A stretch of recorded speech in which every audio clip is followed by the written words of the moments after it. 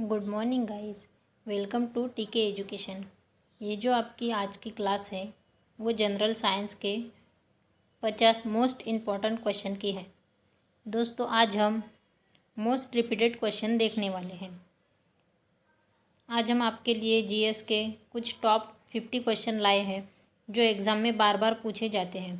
अगर आप लोग किसी भी एग्ज़ाम की तैयारी कर रहे हैं जहाँ पर जीएस एग्ज़ाम में आते हैं, कोई भी एग्ज़ाम और सभी एग्ज़ाम के लिए ये क्वेश्चन बहुत ही फ़ायदेमंद है, यूज़फुल रहने वाले हैं।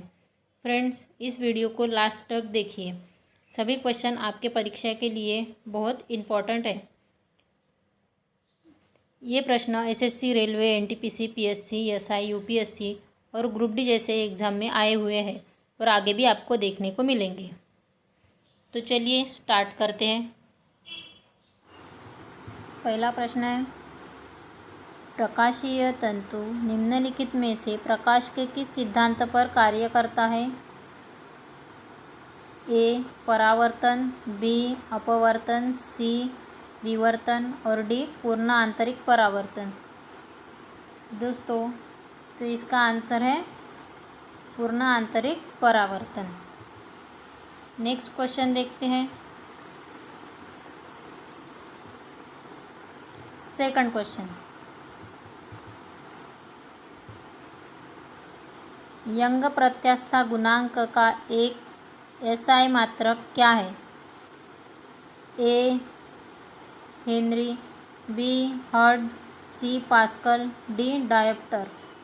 दोस्तों इसका आंसर क्या है? कमेंट्स करके बताइए। इसका आंसर है सी पास्कल। यंग के मापांक में दबाव की इकाइयाँ होती है, इसलिए इसका मात्रक पास्कल है। दोस्तों आपने क्वेश्चन का लेवल देखा होगा, ये सभी आपको पता चल गया होगा कि एग्ज़ाम ओरिएंटेड है। तो चलिए थर्ड क्वेश्चन देखते हैं। वह पदार्थ जो ध्वनि को सहयोग करता है क्या कहलाता है? ए माध्यम, बी तापमान, सी घनत्व, डी उपरोक्त में से कोई नहीं।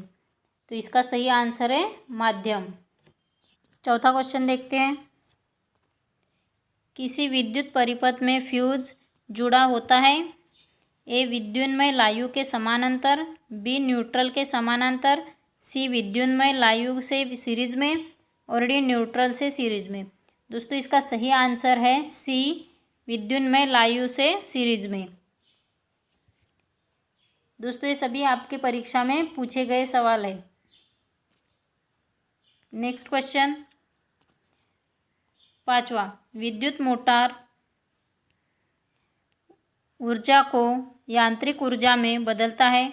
ए ध्वनि, बी यांत्रिक, सी रासायनिक और डी विद्युत। दोस्तों इसका सही आंसर है विद्युत, डी। नेक्स्ट छठा क्वेश्चन देखते हैं। दूर रखी वस्तुओं की उपस्थिति का पता लगाने के लिए रेडियो तरंगों का उपयोग करने वाले पहले व्यक्ति कौन थे? A Joseph Niepce, B Blaise Pascal, C Linus Pauling और डी हुसल मेयर। दोस्तों इसका सही आंसर है डी हुसल मेयर। इन्होंने दूर रखी वस्तुओं की उपस्थिति का पता लगाया था। नेक्स्ट क्वेश्चन देखते हैं। सातवां क्वेश्चन, निम्नलिखित तत्वों में से किसका गलनांक सबसे कम होता है? A zinc, B titanium, C sulphur और डी फ्लोरीन। दोस्तों इसका सही आंसर है फ्लोरीन, डी। ये आपका सही आंसर है। नेक्स्ट क्वेश्चन देखते हैं। सातवां क्वेश्चन, निम्नलिखित में से कौन सा रेडियोधर्मी तत्व है? ए कोबाल्ट, बी यूरेनियम, सी ऑर्गन और डी क्रोमियम। दोस्तों इसका सही आंसर है बी यूरेनियम। ये आपका सही आंसर है।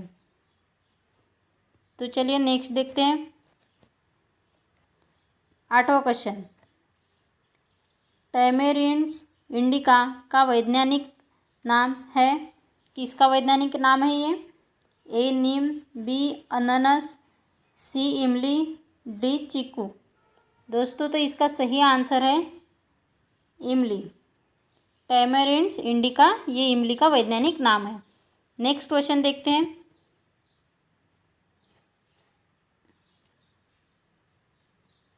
9वां क्वेश्चन, वायु में किस अक्रिय गैस का अनुपात सबसे अधिक होता है? A carbon dioxide, B nitrous oxide, C argon या डी कार्बन मोनोऑक्साइड। इसका सही आंसर है ऑर्गन।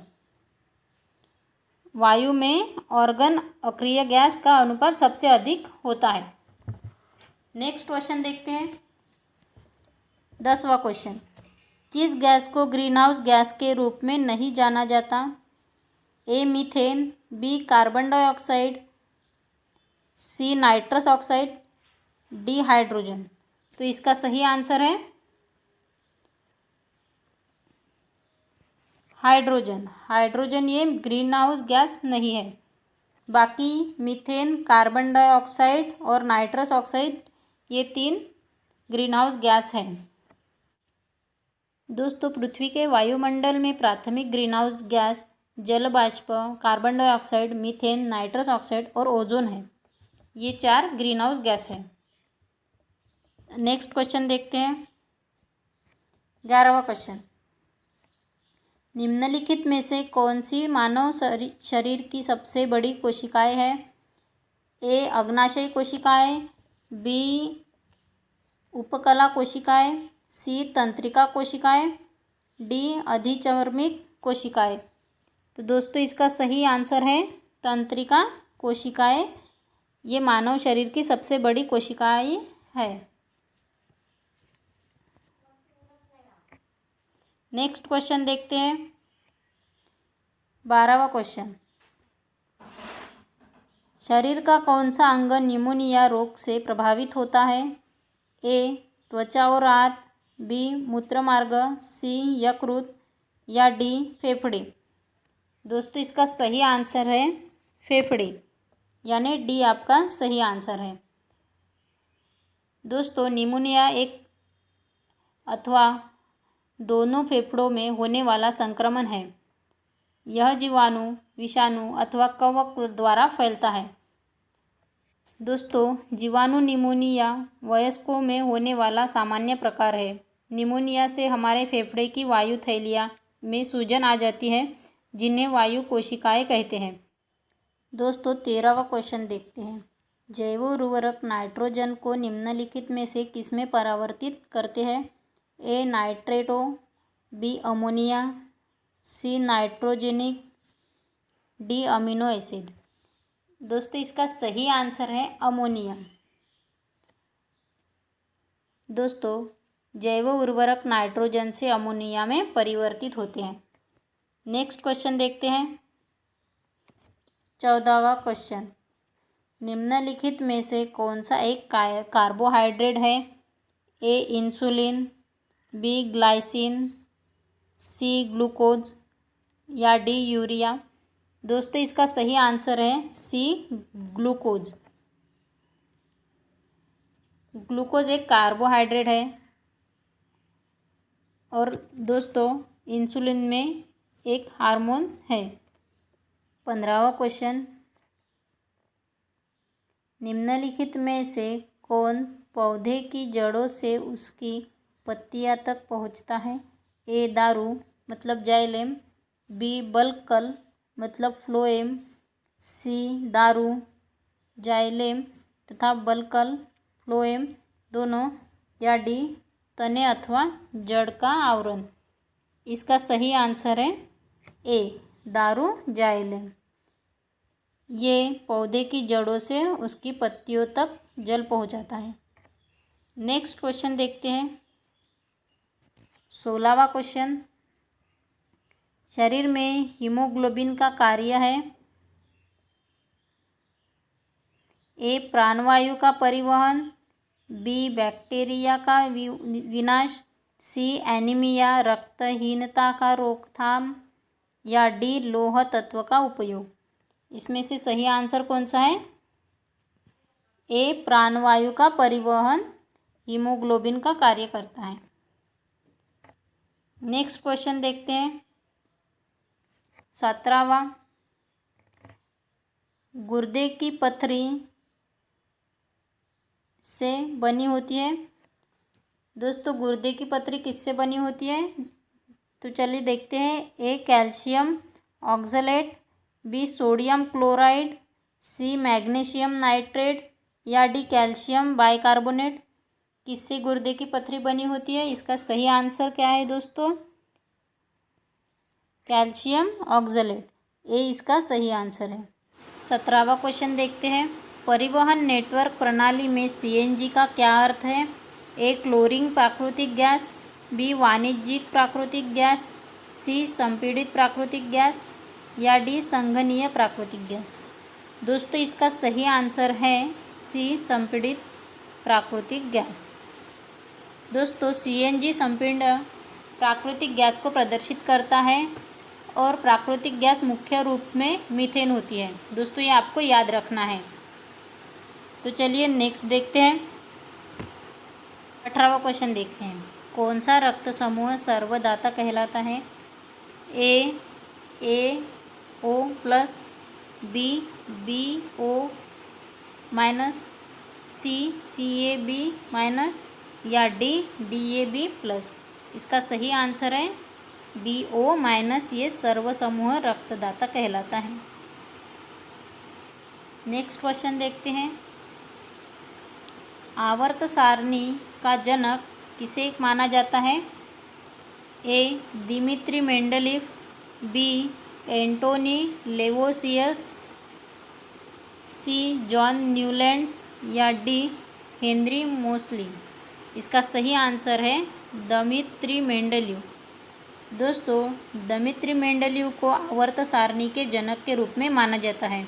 वह एक रूसी रसायन तज्ञ और आविष्कारक थे और इन्होंने आवर्त सारणी नियम तैयार किए हैं। ये आपको याद रखना है। तो चलिए आगे का क्वेश्चन देखते हैं। नेक्स्ट क्वेश्चन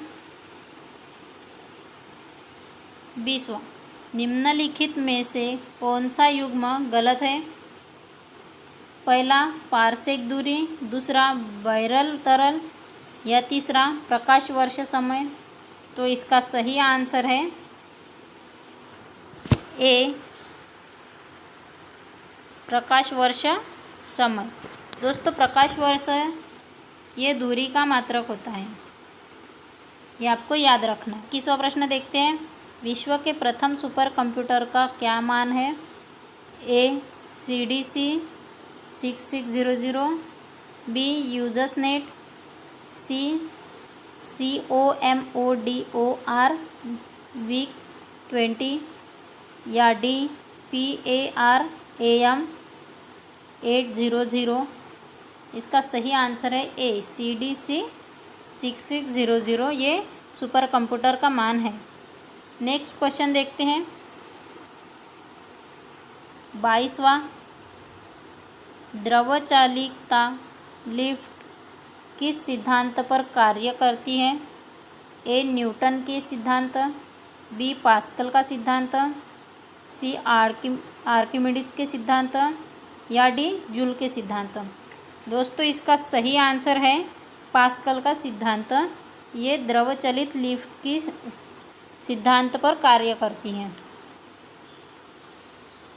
नेक्स्ट क्वेश्चन देखते हैं 23वां। ईमेल के पिता के रूप में किसे जाना जाता है? A Larry Page, B Alan Turing, C Raymond Tomlinson या डी एलोन मस्क। दोस्तों इसका सही आंसर है रेमंड टॉमलिंसन, यानी सी आपका सही आंसर है। रेमंड टॉमलिंसन को ईमेल का जनक माना जाता है। वह एक अग्रणी अमेरिकी कंप्यूटर प्रोग्रामर थे। दोस्तों यह आपको याद रखना है। तो चलिए नेक्स्ट क्वेश्चन देखते हैं 24वां प्रश्न। THAAD का विस्तारित रूप क्या है? A terminal hot altitude area defence, B terminal high altitude area defence, C terminal high activity area defence, या D terminal hot activity area defence. दोस्तों इसका सही आंसर है terminal high altitude area defence. 25वां प्रश्न देखते हैं। CaOCl2 का सामान्य नाम क्या है? A baking powder, B baking soda, C bleaching powder, D धोने का सोडा। इसका सही आंसर है C bleaching powder. Bleaching powder को कैल्शियम हाइड्रोक्लोराइड बोलते हैं। तो चलिए आगे का प्रश्न देखते हैं। 26वां प्रश्न, रोम में संग्रहित BIOS प्रोग्राम में बी अक्षर का क्या अर्थ है? ए बेसिक, बी बूट, सी बेस, डी बिजनेस। दोस्तों इसका सही आंसर है ए बेसिक। इसका फुल फॉर्म है बेसिक इनपुट आउटपुट सिस्टम। यह प्रोग्राम रोम में संग्रहित होता है। दोस्तों ये आपको याद रखना है। नेक्स्ट प्रश्न देखते हैं।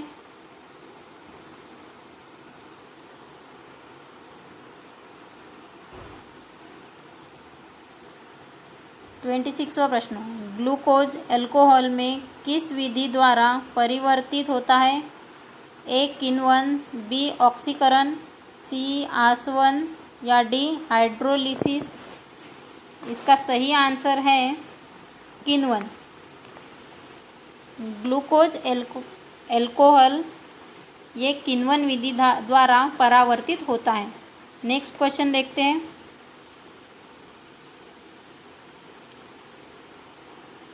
ट्वेंटी-8वां प्रश्न, इलेक्ट्रॉन को प्राप्त करने की प्रक्रिया को क्या कहते हैं?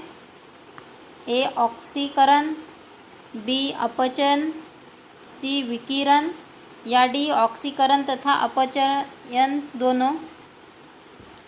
इसका सही आंसर है अपचयन, यानी बी आपका सही आंसर है। दोस्तों रेडॉक्स एक रासायनिक प्रक्रिया है जिसमें परमाणुओं का ऑक्सीकरण राज्य बदलता है। ये आपको याद रखना है। नेक्स्ट देखते हैं। 29वां प्रश्न देखते हैं। ऑक्सीकरण की अभिक्रिया में क्या होता है? प्रोटॉन्स खोते हैं, इलेक्ट्रॉन्स खोते हैं, सी न्यूट्रॉन्स खोते हैं, या डी इलेक्ट्रॉन्स प्राप्त होते हैं। दोस्तों इसका सही आंसर है इलेक्ट्रॉन्स खोते हैं, यानी बी आपका सही आंसर है। नेक्स्ट क्वेश्चन देखते हैं।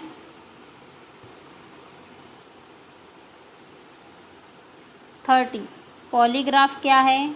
लाई detector, B line wave graph, C ECG graph, या डी ग्राफ का एक सेट। दोस्तों इसका सही आंसर है ए lie detector.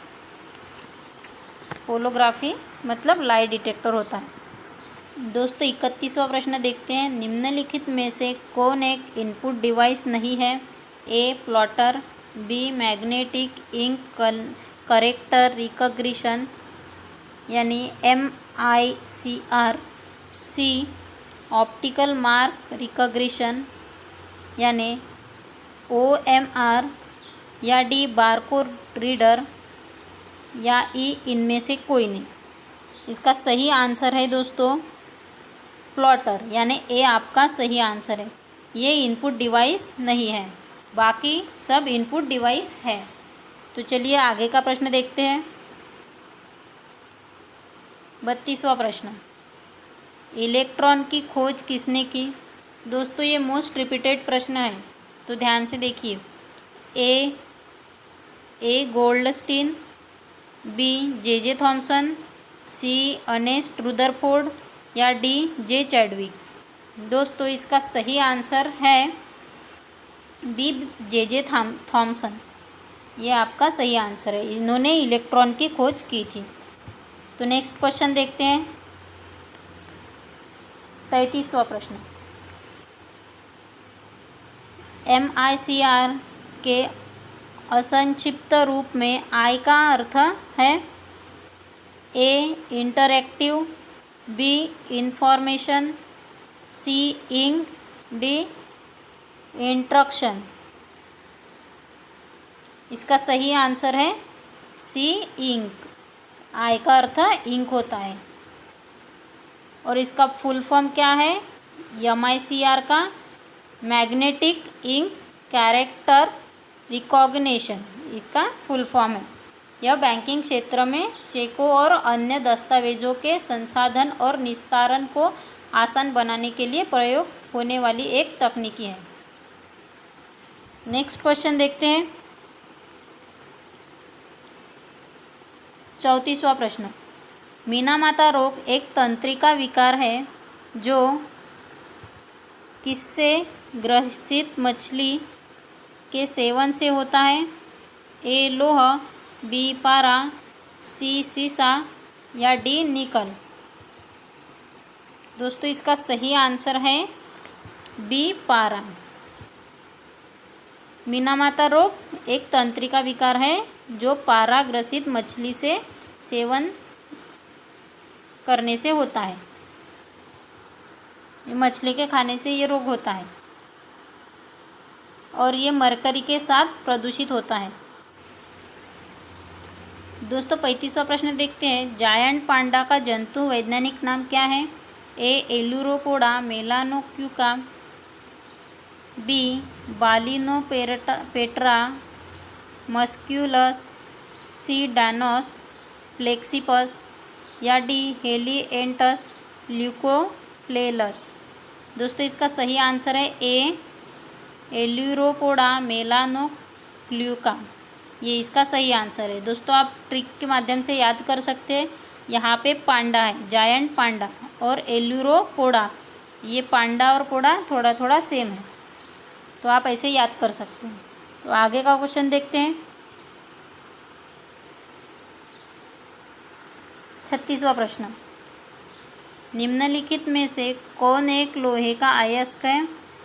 A dolomite, B सेंधा नमक, C लोह उल्का या D गलेना या साधारण कच्चा सीसा। दोस्तों इसका सही आंसर क्या है? इसका सही आंसर है C लोह उल्का। नेक्स्ट क्वेश्चन देखते हैं।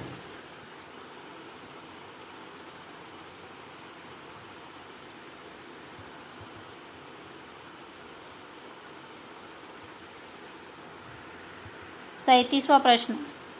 एक साधारण चुंबक को आकर्षित नहीं करता। किसको आकर्षित नहीं करता? ऑप्शन देखते हैं। A लोहा, B निकल, C कांसा, D स्टील। दोस्तों इसका सही आंसर है C कांसा। ये एक साधारण चुंबक को आकर्षित नहीं करता। 38वां प्रश्न। निम्न में से कौन सा हार्मोन भय, क्रोध और तनाव जैसी संवेदनशील परिस्थितियों के लिए उत्तरदायी होता है तथा रक्तचाप और हृदय गति को बढ़ाता है? ऑप्शन देखते हैं। A somatotropin, B oxytocin, C thyroxine या D एंट्रोनेलाइन। दोस्तों इसका सही आंसर क्या है? इसका सही आंसर है D एंट्रोनेलाइन, यानी D आपका सही आंसर है। नेक्स्ट प्रश्न देखते हैं। 29वां प्रश्न। पुष्प की सुखाई गई कलियों का प्रयोग मसाले के रूप में किया जाता है। ऑप्शन देखते हैं। A इलायची में, B दालचीनी में, C लौंग में और चौथा है D केसर में। दोस्तों इसका सही आंसर है लौंग में। पुष्प की सुखाई गई कलियों का प्रयोग मसाले के रूप में लौंग में किया जाता है और लौंग मसाले सूखे और फूलों की बंद कलियों से प्राप्त होता है। ये दोस्तों आप याद रखिएगा। तो आगे देखते हैं। नेक्स्ट क्वेश्चन 40वां प्रश्न। वह वर्णक जो वनस्पति को पराबैंगनी किरणों के दुष्प्रभाव से बचाता है कौन सा है? A chlorophyll, B carotenoid, C phycocyanins, D plastid. इसका सही आंसर क्या है? बी कैरोटेनाइड, ये इसका सही आंसर है। नेक्स्ट क्वेश्चन देखते हैं। 41वां प्रश्न, नाभिक के बाहर डीएनए कहाँ पाया जाता है? ए राइबोसोम में, बी अंतर्द्रव्यी जलिका में, सी सूत्रकणिका में, या डी गोल्गी शव में। दोस्तों इसका सही आंसर है सी सूत्रकणिका में। ये डीएनए नाभिक के बाहर पाया जाता है, सूत्रकणिका। नेक्स्ट क्वेश्चन है 42वां, जीव विज्ञान की कौन सी शाखा का संबंध विलुप्त जीवों से है? ए पालिनोलॉजी, बी फाइलोजेनी, सी प्लांटोबॉटनी, या डी प्लोटोलॉजी। इसका सही आंसर है डी प्लोटोलॉजी, ये इसका सही आंसर है। दोस्तों ये आप याद रखिएगा, प्लोटोलॉजी जीव विज्ञान की शाखा है जो विलुप्त जीवों से संबंधित है। तो चलिए आगे का प्रश्न देखते हैं।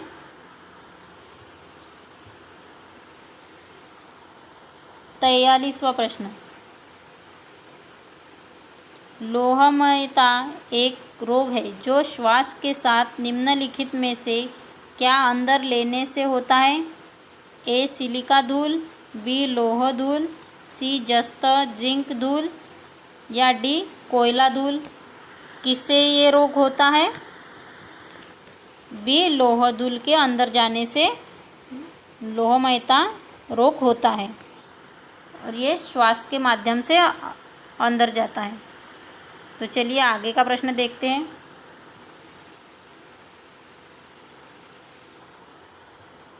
44वां प्रश्न, पेलाग्र और स्कर्वी कौन से विटामिन की कमी के कारण होता है?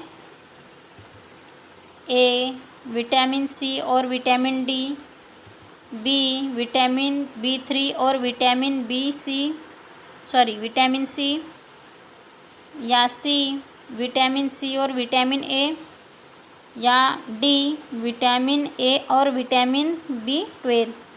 किससे पेलाग्रा और स्कर्वी रोग होता है? कौन सा ऑप्शन सही है? विटामिन B3 और विटामिन सी से पेलाग्रा और स्कर्वी रोग होता है। और दोस्तों पेलाग्रा और स्कर्वी रोग क्रमशः विटामिन B3 और विटामिन सी की कमी के कारण ही होता है। तो चलिए आगे देखते हैं। 45वां प्रश्न, किसी वनस्पति उद्यान में निम्नलिखित में से किस पर प्रकाश का सीधा प्रभाव बिल्कुल नहीं पड़ता? ए फूल निकालने की प्रक्रिया, बी प्रकाश संश्लेषण, सी वाष्पोत्सर्जन, या डी निषेचन। दोस्तों इसका सही आंसर क्या है? कमेंट्स में बताइएगा। दोस्तों इसका सही आंसर है डी निषेचन। किसी वनस्पति उद्यान में निषेचन प्रकाश का सीधा प्रभाव बिल्कुल नहीं पड़ता। नेक्स्ट क्वेश्चन देखते हैं। 46वां प्रश्न, मानव शरीर में सबसे बड़ी धमनी कौन सी है?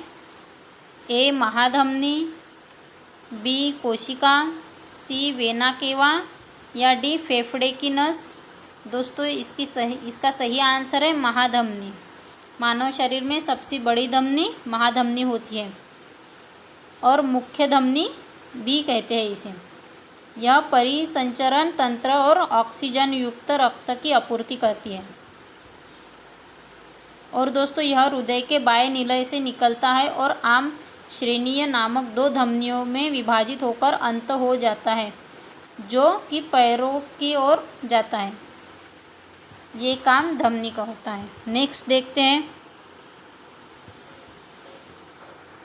47वां प्रश्न, रेशम कीट अपने जीवन चक्र में किस चरण में व्यापारिक प्रयोग का तंतु पैदा करता है? ए लार्वा, बी अंडा, सी प्यूपा या डी पूर्ण कीट। इसका सही आंसर क्या है दोस्तों? ए लार्वा।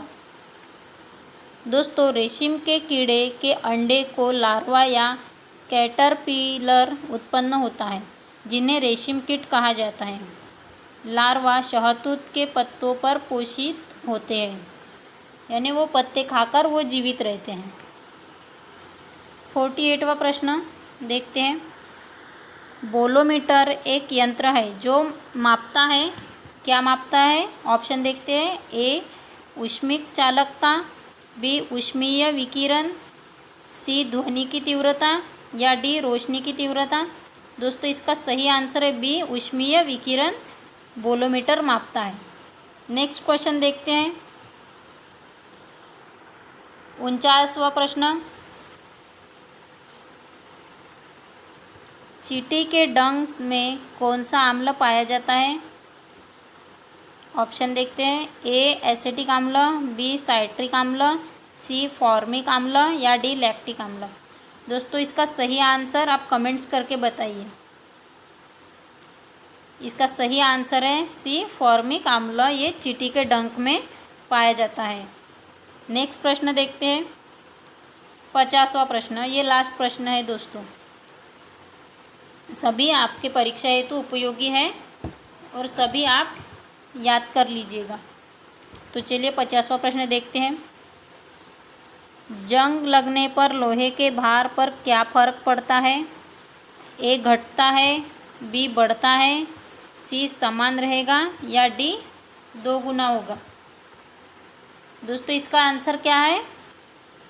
बी बढ़ता है। जंग के कारण लोहे का भार बढ़ जाता है, ये इसका सही आंसर है। दोस्तों हमने आज 50 क्वेश्चन पूरे किए और आगे भी ऐसे प्रश्न देखने के लिए मेरे चैनल को लाइक और शेयर कर दीजिएगा और जो चैनल पे नए हैं वो चैनल को सब्सक्राइब कर दीजिएगा। Thank you.